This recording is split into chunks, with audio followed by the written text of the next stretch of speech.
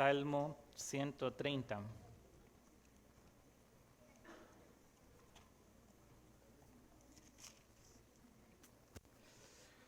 Dice la palabra del Señor: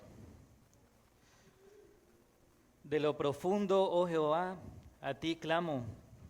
Señor, oye mi voz. Estén atentos tus oídos a la voz de mi súplica. Si mirares a los pecados, ¿quién, oh Señor, podrá mantenerse? Pero en ti hay perdón para que seas reverenciado. Esperé yo a Jehová, esperó mi alma, y en su palabra he esperado.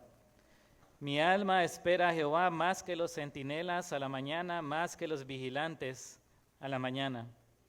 Espera a Israel a Jehová, porque en Jehová hay misericordia y abundante redención con él, y él redimirá a Israel de todos sus pecados. Por favor, acompáñenme a orar. Padre, Señor, te alabamos, glorificamos tu glorioso nombre, Señor. Tú eres bueno, tú eres misericordioso, paciente y bondadoso con nosotros, Señor.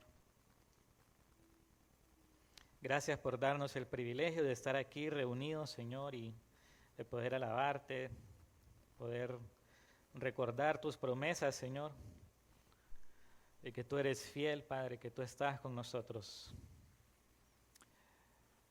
Padre, quiero pedirte, Señor, en esta tarde que tu gracia y tu misericordia sea con nosotros, Señor, que la obra de tu Espíritu en nuestros corazones, Padre, sea con nosotros, que obres en nuestras vidas a través de tu palabra, Señor, que nos des corazones dispuestos a recibirla, a meditar en ella y a ponerla por obra en nuestras vidas, Señor, que podamos vivir, Señor, lo que aprendemos, lo que recibimos de ti, Señor. Concédeme tu misericordia también, Padre, a enseñar tu palabra con fidelidad, no en mi fuerza, Señor, siendo estas ninguna, sino por medio del poder de tu Espíritu, Señor, y que podamos recordar, Padre, que por muy grandes, Señor, que puedan ser nuestros pecados, que aunque sean rojos como carmesí, Señor, en ti hay perdón, en ti hay salvación, en ti hay redención, Señor. Y podemos clamar, podemos acudir a ti, Señor, sabiendo, Padre, que tú eres un Dios misericordioso, tardo para la ira, grande en misericordia, Señor. Guíanos en este tiempo, Padre, en el nombre de Jesús.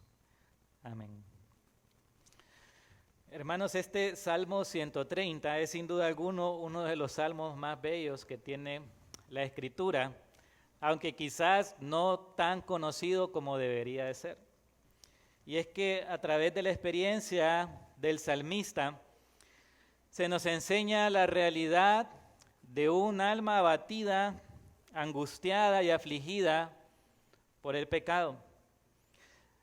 Al mismo tiempo se nos enseña la grandeza del carácter de Dios, que a pesar de esto, en su misericordia, nosotros encontramos perdón y alivio para nuestras almas. Y no solo eso, sino que tenemos seguridad de una redención plena en Él. Es por esta razón, hermanos, que este salmo es llamado un salmo paulino. Un salmo paulino porque enseña sobre el perdón aparte de cualquier mérito humano. Yo más bien diría que estos salmos influenciaron la teología de Pablo, ¿no? Donde podemos encontrar restauración, redención y perdón solo por la gracia y la misericordia de Dios. También podemos ver que es un salmo lleno de contenido teológico y emocional, donde el salmista expresa su desesperación, su angustia. Por dicho motivo, este salmo, hermanos, constituye un gran aliento para aquellos que están afligidos, que están angustiados por causa del pecado, por aquellos que son conscientes de la magnitud de sus culpas, de su transgresión delante de Dios. Aquellas almas que no tienen descanso porque se dan cuenta de que no alcanzan el estándar de Dios, que no alcanzan la perfección que exige un Dios santo y justo como el que nosotros tenemos. Y en este salmo, hermanos, nosotros podemos ver que no importa cuán grande sea el abismo en el que nos encontramos por nuestros pecados, hay perdón en el Señor, hay alivio para nuestras almas. Ahora, como podrán notar en sus Biblias, bueno, al menos en mi Biblia, en la Reina Valera, ¿verdad? Dice que es un cántico gradual. ¿Por qué dice que es un cántico gradual? Bueno, porque era un salmo que cantaban los peregrinos cuando viajaban hacia Jerusalén, ¿verdad? Para celebrar las fiestas señaladas por el Señor. Entonces los peregrinos iban cantando varios salmos, entre ellos el Salmo 130. Ahora, interesantemente, hermanos, la estructura del salmo en sí es gradual, porque empieza con la experiencia del salmista en lo más profundo de su ser, con una angustia en su corazón, pero al mismo tiempo termina con el salmista lleno de esperanza en el perdón y en la redención del Señor. Termina en lo más alto con el salmista, de hecho, animando a otros a esperar en el Señor. Y vamos a ver entonces lo que nos dice en el versículo 1, los versículos 1 al 2, donde tenemos la primera estrofa, son 4 estrofas, versículos 1 al 2 constituyen una estrofa, 3 al 4 la siguiente, 5 al 6 y 7 al 8. Y dice en el versículo 1, de lo profundo, oh Jehová, a ti clamo. El salmista, hermanos, comienza con un clamor desde las profundidades. Y esta frase que él dice, desde lo profundo clamo a ti, es una metáfora que evoca angustia, que evoca aflicción, a tal punto que el salmista está pidiendo auxilio de manera urgente. Él está diciendo, Señor, estoy en las profundidades, Señor, ayúdame. Está pidiendo auxilio. Y este lenguaje, hermanos, que nosotros encontramos aquí, lo encontramos en varios pasajes porque realmente refleja la visión judía sobre el mar o del mar como un símbolo de juicio, de caos, de peligro, de desesperación. Por eso los judíos usaban las aguas como una ilustración, ¿verdad?, de desesperación, de angustia. Por ejemplo, el Salmo 69, 1 al 2, dice el salmista, sálvame, oh Dios, porque las aguas han entrado hasta el alma. Estoy hundido en cieno profundo, donde no puedo hacer pie. He venido a abismos de aguas y las corrientes me han negado. Ahí mismo en el 14 al 15 dice, sácame del lodo y no sea yo sumergido.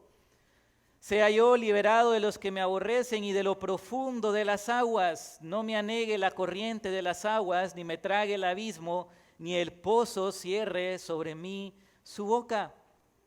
Entonces los judíos, hermanos, veían las aguas, ¿sí?, las profundidades, el abismo, como un símbolo de desesperación, de juicio, de peligro, de angustia. Y hermanos, hay alguien que constituye una imagen literal de esta ilustración que nosotros vemos a través de toda la Escritura. Alguien que literalmente clamó desde las profundidades del agua. ¿Quién? Jonás. Jonás, ¿verdad? Dice el profeta, me echaste a lo profundo en medio de los mares y me rodeó la corriente. Todas tus ondas y tus olas pasaron sobre mí. Entonces dije, desechado soy de delante de tus ojos, mas aún veré tu santo templo. Las aguas me rodearon hasta el alma, rodeóme el abismo, el alga se enredó en mi cabeza. Jonás, hermano, literalmente experimentó lo que era estar en las profundidades de las aguas, en su angustia, en su dolor. Y yo no sé, hermanos, si hay alguien aquí que ha experimentado o ha tenido esa experiencia de estar en el mar y ahogarse. O sea, estar luchando con no ahogarse. Yo recuerdo que hace alrededor de unos 15 años yo estaba en el mar y me relajé tanto, ¿verdad? Que me acosté así y cuando puse los pies, hermanos, no toqué la arena y yo no sé nadar. Y la cosa es que empecé a gritarle a mi hermano y estaba tan lejos y los que estaban cerca eran como extranjeros y no entendían lo que yo estaba diciendo. Solo me quedaron viendo así como... Pero en mi angustia, ¿verdad? Empecé a patalear y logré tocar tierra otra vez. Sin embargo, en ese momento, hermanos, fue una gran aflicción, una gran angustia. Como dicen literalmente, uno ve pasar su vida ahí. Y esto es lo que el salmista está expresando aquí. Una gran angustia, una gran aflicción. Y lo representa a través de este lenguaje de las aguas. Y hermanos, aquí cobra sentido la razón por la cual en Apocalipsis 21 dice que ya no había más mar. Cuando Juan tuvo la visión, ¿verdad?, de la ciudad celestial y dice ahí, ya no había más mar. ¿Cómo así? ¿Por qué ya no hay mar? Bueno, porque en el lenguaje de los judíos, en el lenguaje profético y apocalíptico, hermanos, el mar precisamente simbolizaba la angustia, el peligro, la aflicción. De hecho, nosotros vemos que cuando el Señor iba a derramar juicio sobre su pueblo, ¿qué les decía? Y será como inundación de muchas aguas, en referencia a las naciones que los iban a conquistar. Ahora, hermanos, hay muchas circunstancias en nuestras vidas que nos pueden llevar a este punto de aflicción, de angustia. Muchas pruebas. Pero, ¿qué es lo que tiene al salmista realmente en esta posición, en esta condición? ¿Por qué él está angustiado? ¿Por qué él está afligido? ¿Por qué él siente que se está ahogando? Por su pecado. No por una prueba. Él sabe que no es una prueba. Es por su pecado. ¿Por qué? Porque ¿de qué habla el Salmo? De perdón, de redención. De hecho, el Salmo 130 es contado entre los 7 salmos penitenciales que hay en la Escritura. Pero el salmo penitencial es un salmo de confesión de pecados. Salmo 6, 32, Salmo 38, Salmo 50, Salmo 103, Salmo 143, Salmo 130. Y el salmista entonces, hermanos, estaba angustiado, estaba afligido por causa de su pecado, su conciencia lo estaba acusando, su alma, su corazón estaban turbados, la culpa estaba ahí en él y esto lo estaba afligiendo. Y hermanos, déjenme decirle que de una u otra manera esta es la experiencia que todo creyente va a experimentar. Tanto para llegar a Cristo, como también cuando se desvía de sus caminos. No hay nadie que se llame a sí mismo cristiano que no haya experimentado la angustia de su pecado y la culpa de su pecado. Porque hermanos, si nosotros no experimentamos esta culpa, esta aflicción que trae el pecado, que nos muestra que estoy en lo profundo, que estoy alejado de Dios, yo no estoy listo para el Evangelio. Ahora, hermanos, paradójicamente es esta angustia, esta aflicción, esta culpa, lo que nos permite entonces clamar a aquel que nos puede librar de esta condición. Dice el versículo 2, Señor, oye mi voz, estén atentos tus oídos a la voz de mi súplica. Es decir, él estaba en las profundidades, pero aún ahí él sabía quién debía clamar, quién era el único que podía aliviar su alma, que podía darle descanso a su alma. Hermanos, muchas veces nosotros estamos en la aflicción del pecado y no lo queremos reconocer. Y buscamos otros medios, entretenimiento, diversión, ocio, vicios, para aplacar eso en nuestra alma, pero solo en el Señor, solo clamando al Señor, nosotros vamos a encontrar alivio, nosotros vamos a encontrar descanso. Hermanos, muchas de las mejores oraciones se han hecho en las profundidades, se han hecho en la angustia, en la aflicción, en la culpa que trae el pecado. Muchos de los mejores himnos se han compuesto como una respuesta a la angustia y el dolor que ha traído el pecado. De hecho, este Salmo 130, y vamos a cantar un himno después de esto, es un himno que compuso Martín Lutero, En ti esperaré, parafraseando precisamente el Salmo 130. Hay algunos hombres, hermanos, que nunca oraron en lo absoluto hasta que llegaron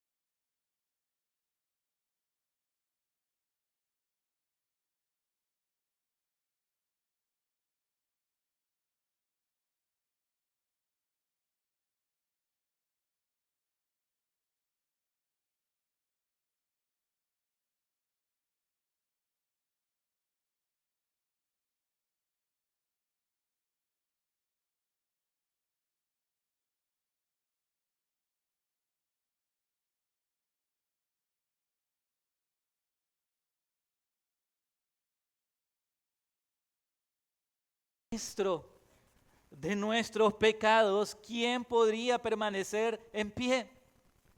Y hermano, piense, medite en su corazón en esta verdad, porque a veces, hermanos, pareciera que cuando el salmista hace esta pregunta, nosotros levantaríamos la mano, porque a veces nos creemos justos, que es por nuestras propias obras, que es por nuestros propios méritos, que podemos estar en pie delante de Dios. Pero el salmista claramente dice, Señor, si tú tuvieras en cuenta los pecados, si tú llevaras un registro, ¿cómo podríamos permanecer en pie? Y esta frase, hermano, nos deja una gran pregunta, porque nos hace pensar cómo puede sostenerse un pecador culpable como yo delante de un Dios santo y justo como Él. ¿Cómo? Ese era el gran dilema de Lutero. ¿Cómo puede un pecador sobrevivir a un Dios tan santo y tan justo? Lutero, hermano, se sentía bajo la ira de Dios. Él miraba que no podía, se confesaba muchas veces en el día. Los padres, los líderes de él estaban cansados de las confesiones de Lutero, porque Lutero solo podía pensar en su culpa. Porque él decía, Dios es justo, ¿por qué demanda perfección de mí si no puedo? Él está airado conmigo. Y nuevamente esa debe ser la experiencia de todo creyente antes de conocer al Señor. Esa debe ser la pregunta que debemos hacernos. ¿Cómo puedo yo estar en pie delante del Señor? Y cuando uno mira a los apóstoles evangelizando, hermanos, siempre había una respuesta de parte del que era evangelizado. Pedro en su primer sermón, ¿cómo respondieron los que estaban escuchando? ¿Qué le dijeron a Pedro? ¿Qué haremos? ¿Qué haremos? ¿Qué le dijo Pablo a Dios cuando lo confrontó con su pecado? ¿Qué le dijo Pablo? Señor, ¿qué quieres que yo haga? Porque, hermanos, nosotros no alcanzamos el estándar de Dios, somos culpables y nuestro pecado nos aleja de Él, nos separa de Él. Nos rebelamos contra Dios. No hay justo ni aun uno, no hay nadie bueno. Estamos llenos de maldad. Estamos muertos en nuestros delitos y pecados. Y la ira de Dios está sobre nosotros.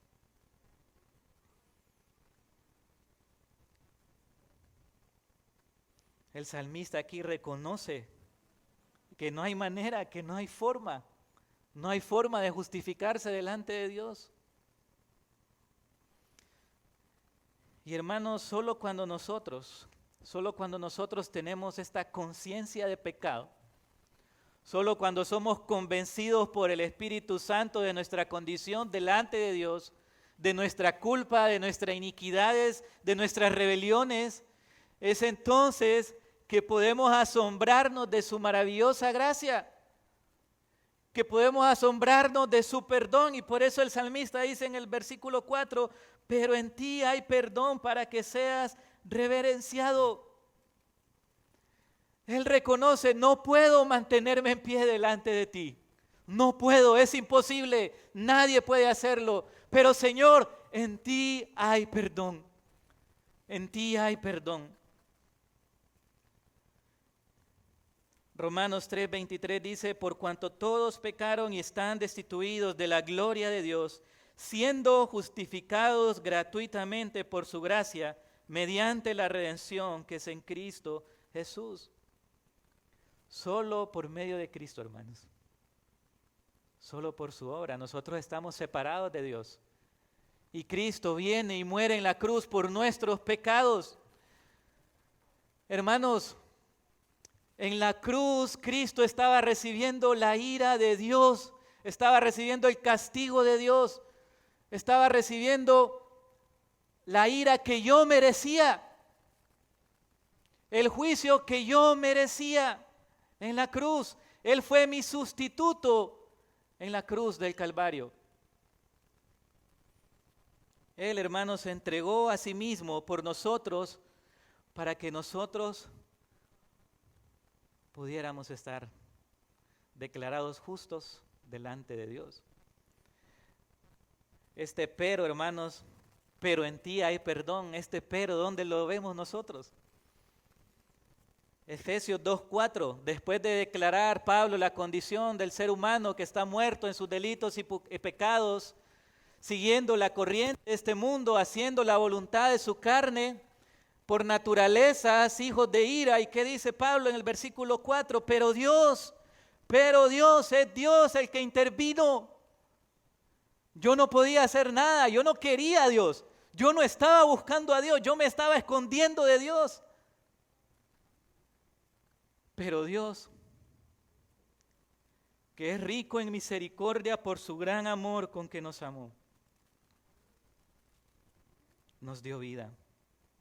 Tito 3:4 dice, pero, nuevamente después de declarar nuestra condición, pero cuando se manifestó la bondad de Dios nuestro Salvador y su amor para con los hombres, nos salvó. Romanos 5:8, pero Dios demuestra su amor para con nosotros en que siendo aún pecadores, Cristo murió por nosotros. Ahí están todos los peros. Y por eso les decía, este salmo fue el que influenció a Pablo. Pero en ti hay perdón. Somos culpables, hermanos. Merecíamos la ira de Dios, merecíamos el juicio, merecíamos el infierno, merecíamos arder en el infierno, habitar en una oscuridad eterna, ser atormentados por una eternidad, pero Cristo en la cruz nos redimió de la culpa, de la condena, de la transgresión. Él clavó en la cruz, hermanos, el acta de decretos que nos era contraria y nos rescató y nos dio vida. Y es solo por causa de su justicia que nos es acreditada nuestra cuenta que nosotros podemos tener una relación con Dios. Es así como se resuelve el gran dilema. ¿Cómo un pecador miserable como yo puede estar delante de Dios, puede tener una relación con Dios? Porque Cristo murió en la cruz. Dios, hermanos, no simplemente se tapó los ojos y dijo, bueno, con ustedes no hay remedio, los voy a perdonar. No, Él envió a su Hijo a pagar la deuda porque la justicia de Dios demanda que el pecado sea castigado. Y Cristo pagó el precio en la cruz. En el relato de Marcos nosotros vemos que desde las 12 del día hasta las 3 de la tarde dice que hubo oscuridad. Y siempre que pensamos en la oscuridad en la Biblia, pensamos en las tinieblas que habla Jesús, en el infierno, en la presencia de Dios y en el juicio de Dios. Quiere decir, hermanos, que ahí estaba el Padre, derramando toda su ira sobre Jesús. Cristo murió por amor, pero también para satisfacer la santa justicia y la santa ira de Dios en la cruz. Este es el Evangelio, hermanos, el justo por los injustos, el inocente por los culpables. Él fue herido por nuestras rebeliones, molido por nuestros pecados. El castigo de nuestra paz fue sobre Él y por sus llagas hemos sido curados. Por eso Jonathan Edwards decía, no hay carga tan pesada ni culpa tan grande que la sangre derramada en la cruz no pueda levantar y lavar completamente. Isaías 1, no importa que nuestros pecados sean rojos como carmesí, ¿qué dice el Señor? Blancos como la nieve quedaremos, blancos como la lana. Ahora, hermanos, el salmista hace una pregunta, ¿verdad? Y dice, ¿quién, oh Señor, podrá mantenerse si tú tomaras en cuenta nuestros pecados? Ahora, el creyente, hermano, sabe que tiene un sustituto. Sabe que la justicia de Cristo lo salva. Sabe que la obra de Cristo lo perdona. Pero, hermanos, para aquel que se niega a rendir su vida a Cristo, para aquel que lo rechaza, ¿sabes? Sí se va a encontrar con un libro donde va a estar el registro de cada una de sus obras. Apocalipsis 20 dice, y vi un gran trono blanco y aquel que estaba sentado en él, de delante del cual huyeron la tierra y el cielo, y ningún lugar se encontró para ellos, y vi los muertos, grandes y pequeños, de pie ante Dios, y los libros fueron abiertos, y otro libro fue abierto, el cual es el libro de la vida, y fueron juzgados los muertos por las cosas que estaban escritas en los libros, según sus obras. Si tú te has negado a rendir tu vida al Señor, puedes estar seguros que hay un registro de todas tus transgresiones y que en el día del juicio vas a ser echado al lago de fuego. Solo aquel que ha puesto su confianza en los méritos de Jesús puede decir, pero en ti hay perdón, en ti hay salvación, en ti hay redención. Ahora, hermanos, el perdón de Dios, la gracia de Dios, la misericordia de Dios no es una razón para pecar, no es una ocasión para libertinaje. Por eso dice, pero en ti hay perdón, ¿para qué? Para que seas reverenciado. ¿Cuál es el propósito entonces del perdón que nos otorga el Señor? Temor, reverencia. El perdón del Señor, la obra de Cristo en la cruz, hermanos, no es una ocasión para pecar. Bueno, si la salvación es por gracia, entonces puedo hacer lo que quiera, al final solo tengo que creer. No, hermano, la Escritura dice que los demonios también creen y tiemblan. En tu vida, si realmente has rendido tu vida al Señor, se ve reflejada la justicia de Dios, el temor de Dios. El Señor nos perdona para que le temamos, para que le reverenciemos, para que ofrezcamos un servicio lleno de gratitud, con temor, reverencia y adoración. La gracia, hermanos, no nos conduce a la impiedad, no nos conduce a pecar más. Hermanos, no podemos pecar más contra aquel que murió en la cruz y que me rescató de la ira de Dios. Por eso es que la gracia me lleva a vivir para Él y me hace aborrecer el pecado. Y cuando peco me duele y lloro, porque digo, ¿cómo puedo estar ofendiendo a mi Salvador? Y eso me hace poner otra vez la mirada en Él, porque sé que solo en Él hay perdón.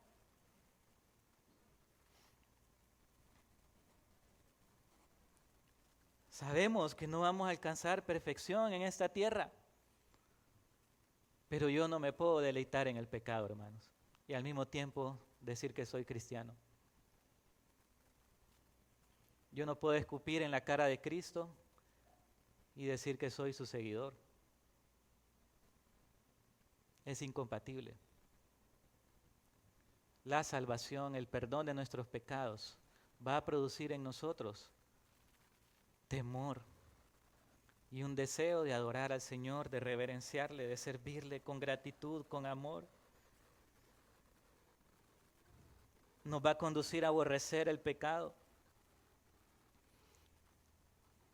Que cuando peque me va a doler.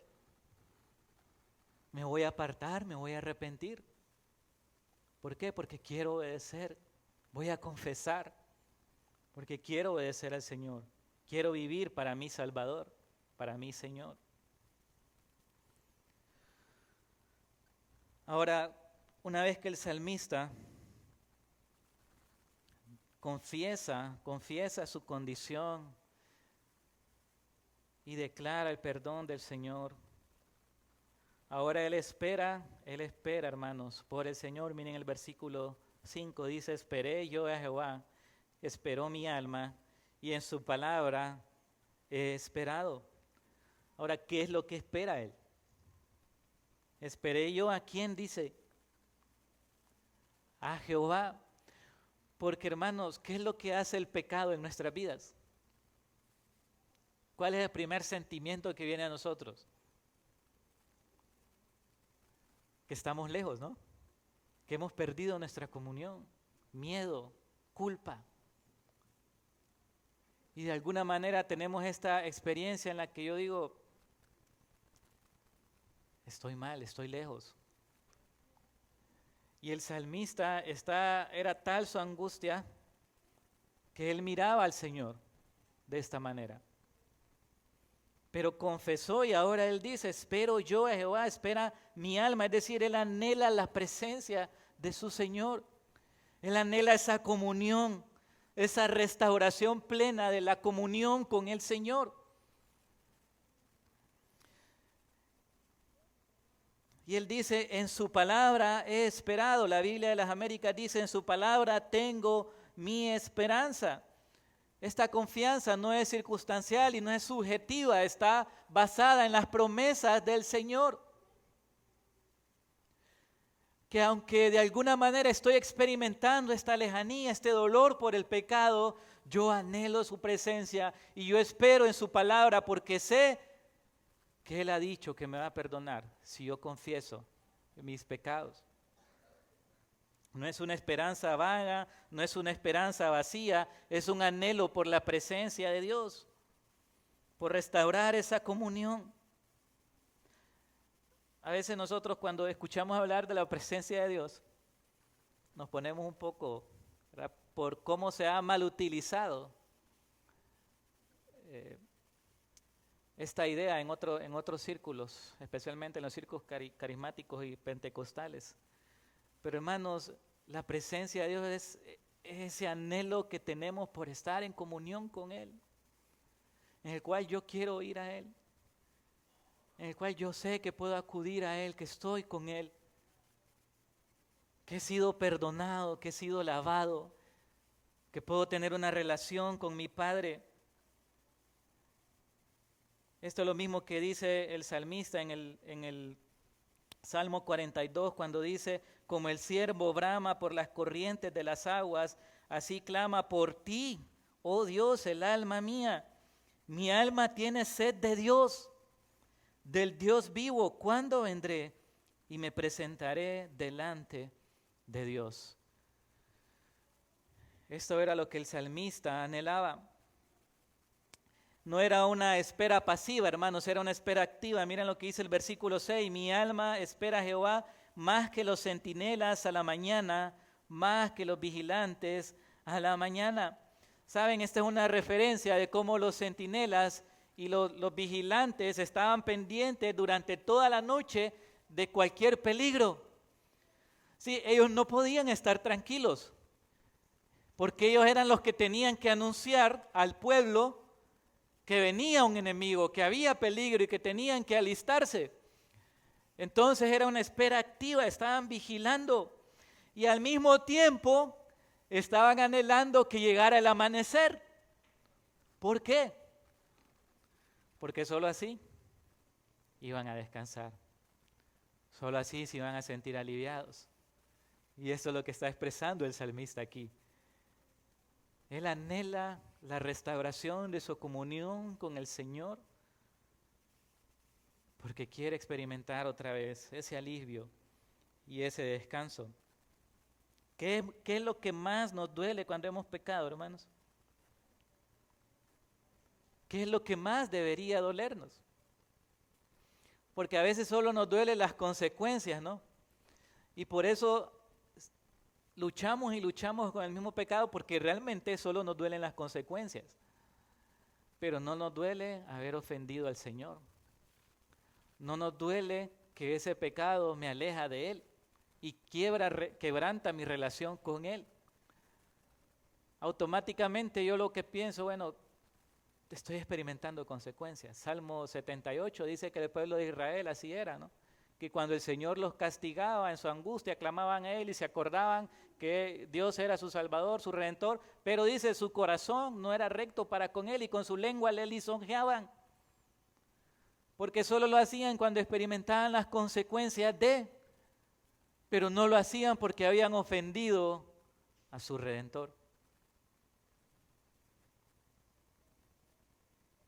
Por eso David, cuando escribió el Salmo 51, lo primero que dijo fue, contra ti he pecado y he hecho lo malo delante de tus ojos. Y el mismo David dijo, no me eches de tu presencia. Cuando David fue convicto de su pecado y se dio cuenta de su condición, él dijo, Señor, no me eches de tu presencia. Eso era lo que le preocupaba. Aún en las profundidades, hermanos, el salmista se mantuvo aferrado a sus promesas. Estaba seguro de la misericordia del Señor. David hizo una invitación similar a la que hace el salmista aquí, a que esperemos en el Señor. Dice versículo 7, espera Israel a Jehová, porque en Jehová hay misericordia y abundante redención con él, y él redimirá a Israel de todos sus pecados. El salmista, hermanos, pasa a estar en las profundidades, a hablar del perdón del Señor y a animar a otros a esperar en el Señor. Es una exhortación para el pueblo de Dios basada en su propia experiencia y basada en las promesas del Señor. Él dice, espera Israel al Señor, porque en Él hay misericordia. David dijo en el Salmo 32, 6, 7, por eso orará a ti todo santo en el tiempo en que pueda ser hallado. Ciertamente en la inundación de muchas aguas no llegarán estas a Él. Tú eres mi refugio, me guardarás de las angustias, con cánticos de liberación me rodearás. Hermanos, si estás pasando por las profundidades, si estás angustiado, si estás afligido por el pecado, clama al Señor, ora al Señor, porque en Él hay abundante redención, en Él hay misericordia, en Él hay perdón. A veces, hermanos, nosotros generalmente asociamos la espera en el Señor como esperar, ¿no?, que me libre de una situación, de una prueba, o esperar provisión o cosas materiales. Y el Señor lo hace, hermanos. Pero casi no asociamos la espera con el perdón, con la restauración, con la redención.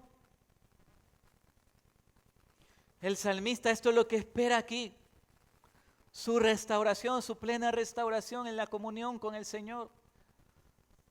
Y es que, hermanos, el Señor tiene misericordia de nosotros. El Señor nos perdona si nosotros confesamos nuestros pecados. Pero a veces tenemos que experimentar las consecuencias. Tenemos que experimentar el dolor. Tenemos que experimentar la disciplina. Y a veces, hermanos, en esa circunstancia de disciplina, de dolor, de consecuencias, uno lucha con el perdón. Y a uno le parece, bueno, realmente no he sido perdonado. Pero hermano, si te has arrepentido de tu pecado y si te has apartado, el Señor te ha perdonado. Y debes aferrarte a sus promesas y creer lo que dice su palabra, aunque en ese momento, o aunque en este momento estés experimentando consecuencias. A veces la lucha es con querer equilibrar la balanza, ¿no? Que de alguna manera yo quiero hacer algo para compensar lo que he hecho. Pero lo único que debemos hacer es clamar por ayuda y creer en el perdón que hay en el Señor. Debemos aferrarnos a la palabra del Señor, creer sus promesas, su misericordia, que en Él hay perdón y restauración. Debemos anunciar esta misericordia del Señor. Profeta Miqueas, en Miqueas 7, 18, 20, mira lo que dice sobre esto. ¿Qué Dios como tú que perdona la maldad y olvida el pecado del remanente de su heredad? No retuvo para siempre su enojo.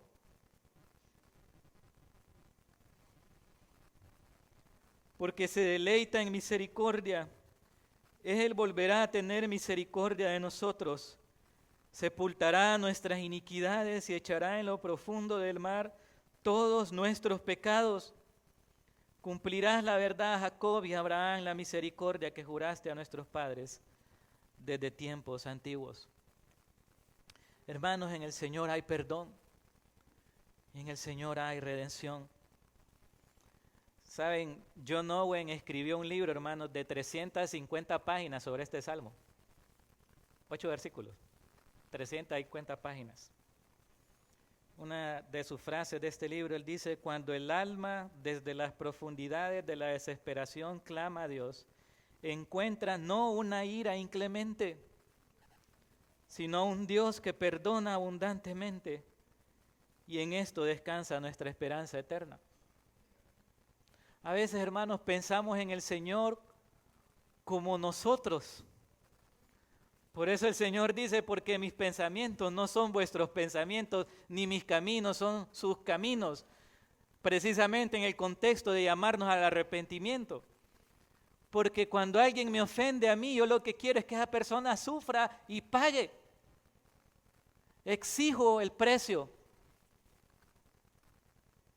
Pero el Señor no es así con nosotros. El Señor nos recibe con misericordia cuando venimos a Él arrepentidos, humillados. Una historia que siempre me ha impactado a mí es la historia de Manasés, el rey Manasés. Hermanos, uno lee este hombre, cuánta maldad. Sacrificó a sus hijos, puso altares en el templo del Señor, extravió al pueblo de Dios, lo hizo más idólatra, adoró ídolos por montones, consultó hechiceros, brujos, practicó todas estas cosas. Y dice la Escritura que se humilló, que oró, y el Señor tuvo misericordia de él. Hasta yo cuando leí dije: ¿cómo es posible? ¿Cómo es posible? Porque en la cruz Cristo lo hizo posible, hermano. Porque en la cruz Cristo se dio a sí mismo para que tengamos el perdón del Señor. Ahora, esta redención, hermano, no solo tiene que ver con el rescate de nuestros pecados, sino también con la liberación de la presencia del pecado. Y es que el pecado, esto es lo que produce, esto es lo que trae angustia, aflicción, dolor y nos duele. Luchamos aquí con el pecado y lo odio y estamos en esa lucha y que ¿por qué? ¿Por qué lo vuelvo a hacer? Pero el salmista tiene una confianza plena en que el Señor nos va a redimir y nos va a liberar un día, hermanos, de la presencia del pecado para siempre. Ya no vamos a tener esa lucha. Vamos a gozar plenamente de la presencia de nuestro Señor, sin la angustia y la aflicción que trae el pecado a nuestras vidas. Descansa en el perdón de Dios, hermano. Descansa en su misericordia. Descansa en su clemencia. Clama a Él porque en Él hay perdón para que Él sea reverenciado. Vamos a orar.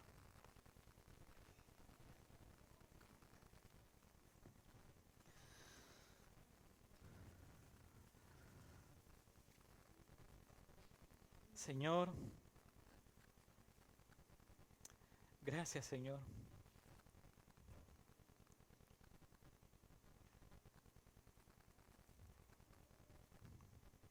Gracias porque tus pensamientos no son como los nuestros, Señor. Gracias porque a pesar de nuestra condición, Señor, de nuestra rebeldía, que aun cuando conociendo tu palabra, aún en rebeldía, la obra de tu Espíritu en nosotros, Señor, transgredimos tu ley y nos rebelamos contra ti. Podemos confiarse con certeza, Señor, que hay perdón para aquel que se arrepiente, para aquel que confiesa y se aparta.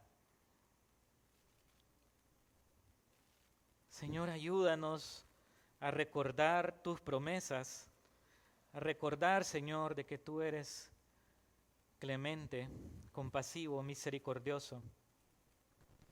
Pero al mismo tiempo, Señor, a no tomar tu gracia como una ocasión para la carne, como una ocasión para perseverar en el pecado. Ayúdanos, Señor, a someternos a ti. Ayúdanos a vivir para ti, a crucificar la carne con sus deseos, a hacer morir el pecado en nosotros, Señor. Ayúdanos a vivir para ti, Padre. En el nombre de Jesús oramos. Amén.